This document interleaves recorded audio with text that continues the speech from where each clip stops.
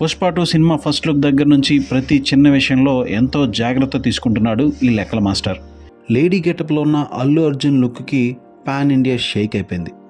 Pushpa the rise మూవీతో జాతీయ ఉత్తమ నటుడిగా అవార్డు కొట్టేసిన అల్లు అర్జున్ పుష్ప 2తో బాక్స్ ఆఫీస్ని షేక్ చేసేయడం గ్యారంటీ. యూత్లో, అమ్మాయిల్లో బీభత్సమైన క్రేజ్ ఉన్న స్టైలిష్ స్టార్ అల్లు అర్జున్ని ఇలాంటి గెటప్ వేయడానికి ఒప్పించినప్పుడే సుక్కు మెట్టెక్కేశాడు.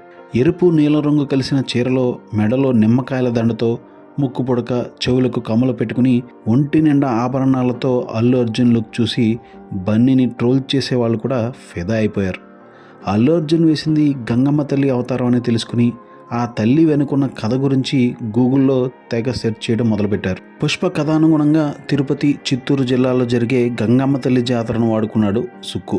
తాజాగా 2024 ఆగస్టు 15 నుంచి పుష్పగాడి రూల్ మొదలవుతుందంటూ అల్లు అర్జున్ కొత్త పోస్టర్ని రిలీజ్ చేసింది చిత్ర యూనిట్. ఇందులో అల్లు అర్జున్ చిటికిన వేలికి పింక్ కలర్ నెయిల్ పాలిష్ ఉండటం హైలైట్గా నిలిచింది. సాధారణంగా అబ్బాయిలు గోర్లకు నెయిల్ పాలిష్, అదే గోర్ల పెయింట్ పెట్టుకోరు.